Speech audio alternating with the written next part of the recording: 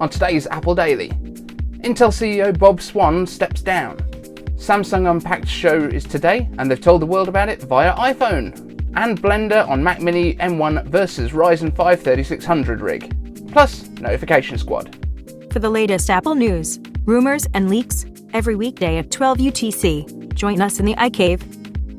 I'm iCaveDave, and if you want the latest Apple news, leaks and rumours every weekday at 12 UTC, like this video, subscribe to the channel and ring the notification bell so you don't miss a thing, and you can get a shout out like the members of our notification squad at the end of this video. Intel CEO Bob Swan steps down. In a clear case of did he jump or was he pushed, Intel's incredibly successful CEO Bob Swan is leaving the company in a month's time to be replaced by Pat Gelsinger, making the move from being CEO at VMware. During his tenure at Intel, they've gone from 14 nanometers way down to 14 nanometers and lost Apple's Mac business. Intel is now looking at outsourcing much of their i3 efficiency chips to TSMC using their 5 nanometer process, so they have some chance of power efficiency, which feels both like a great decision and an admission of guilt at the same time. Intel also unveiled AlderLake chips, which have the ARM-style bigLITTLE design and are set to release late in 2021, but honestly, based on Intel's recent track record, who expects them to actually be on time? Samsung's Unpacked show is today, and they told everyone about it using iPhones. Filed under my, well, that's funny, Samsung announced details about today's Samsung Unpacked event via iPhone, forgetting that Twitter doesn't like keeping their secrets any more than they do. They tweeted about the event, forgetting that using Twitter on iPhone does tell people that that's what you did at the bottom. Again. Now I know it was probably a now fired external marketing agency that published the tweet, but it just underscores, as do all of the similar celebrity tweets from iPhones about their Samsungs, OnePlus, Huawei phones that are sponsored, that when people have the option, they're probably going to pick an iPhone.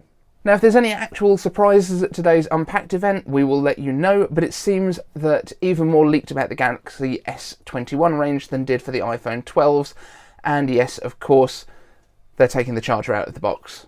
And they're also saying it's for the environment because they even copy excuses. Mac Mini M1 versus a Ryzen 5 3600 render rig. A pretty good test of the actual CPU performance in M1 chips is Blender, something that pins the CPU for a decent chunk of time so we can see if there's actually any thermal throttling and get a decent average of how fast it is over a longer period. So for this, I reached out to Apple Tomorrow on Twitter, our most favouriteest sexy Apple stuff renderer, whose insanely nice creations you'll have seen on our show in the past.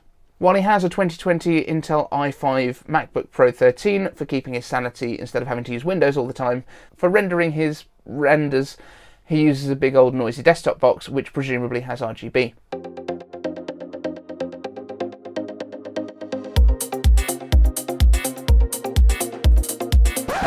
The box contains a Ryzen 5 3600, an Asus GTX 1660 Super, 32 gigs of DDR5 RAM, and a whole shit ton of fans. So Apple Tomorrow sent me over a 61 frame render file with some MacBook Pros and keyframes to render out, because obviously I don't have his mad design skills. We threw the file at Blender and set a timer, as Blender only tells you how each individual frame is doing in terms of render times. It doesn't give you a total at the end. It's like they don't care about using it as a benchmark as much as tech YouTubers do. Unbelievable. So the Ryzen Rig's fans were sounding like a mild hurricane from just before clicking render, and it took an average of 45 to 46 seconds per frame, with a total render time of 46 minutes for the 61 frames. Pretty respectable.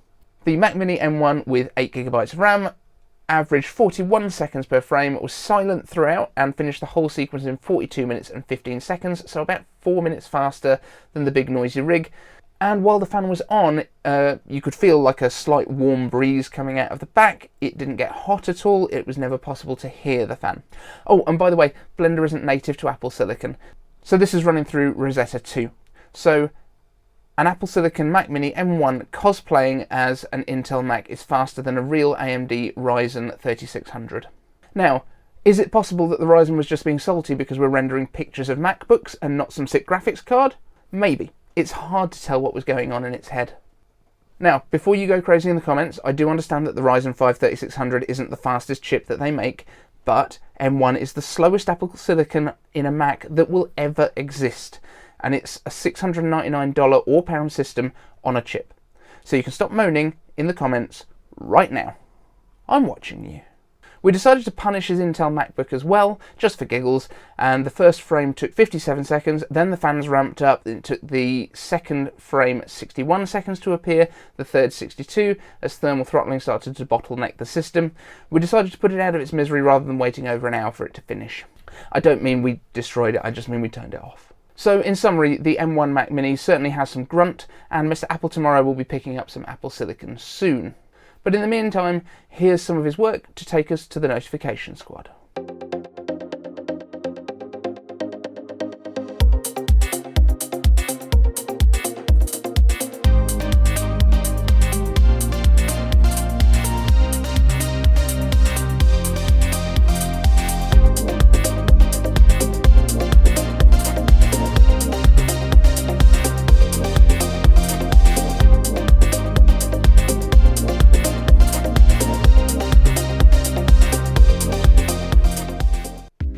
So, new members to the notification squad today. We have Paul Davidson, we have Ryan D. Studios, we have Waterspark, we have PP the Peep, and we also have Vinshakar and Parazu. Thank you all for joining the notification squad. If you want a shout out in our next video just like these guys, all you need to do, like the video, subscribe to the channel, ring the bell, and let me know in the comments by using hashtag notification squad so that I know that you've done those things and you will get your shout out. Until tomorrow guys, thank you so much and I'll see you in the next one.